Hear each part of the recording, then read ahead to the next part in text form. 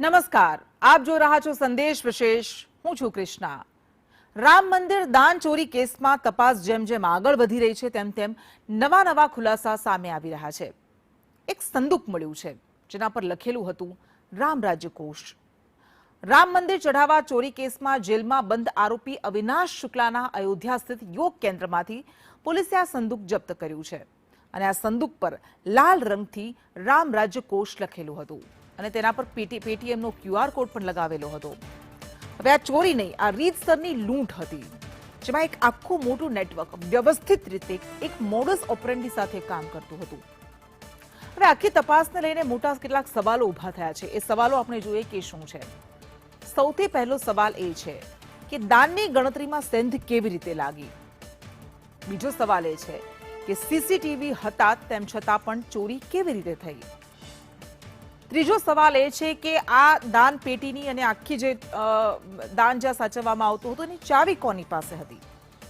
ચોથો મોટો સવાલ એ છે કે સુરક્ષા વ્યવસ્થા આટલી બંદોબસ્ત હતી, સુરક્ષા વ્યવસ્થા હતી કડક, તો ખામી ક્યાં રહી ગઈ. અને પાંચમો મોટો સવાલ એ છે કે શું કાંડ પાછળ કોઈ આખું મોટું નેટવર્ક કામ કરતું હતું.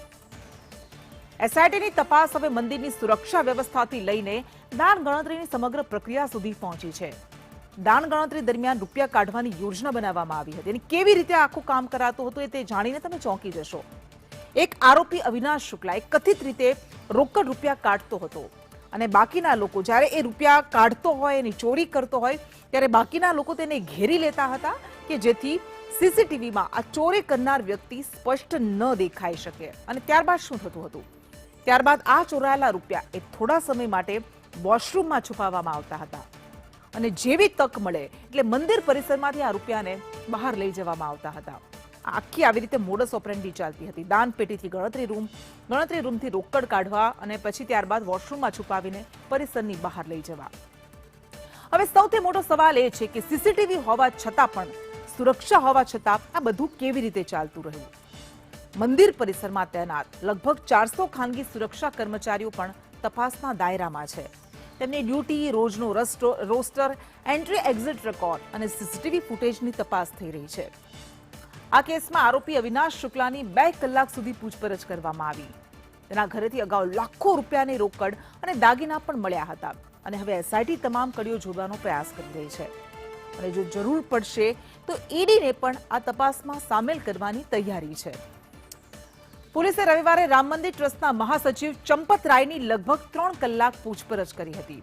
તેમને પૂછવામાં આવ્યું કે દાન ચોરીની જાણ તેમને પહેલી વખત ક્યારે અને કેવી રીતે થઈ અને ત્યારબાદ શું કાર્યવાહી કરવામાં આવી.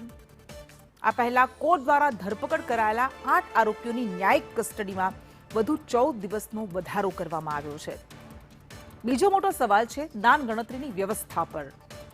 રોકડ દાનની ગણતરી SBIની દેખરેખ હેઠળ થાય છે અને આ પ્રક્રિયામાં બેંક કર્મચારીઓ અને ટ્રસ્ટના સભ્યો સામેલ હોય છે.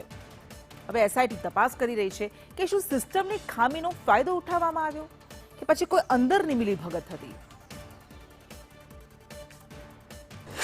आगे क्या हो, आगे भगवान से पूछो.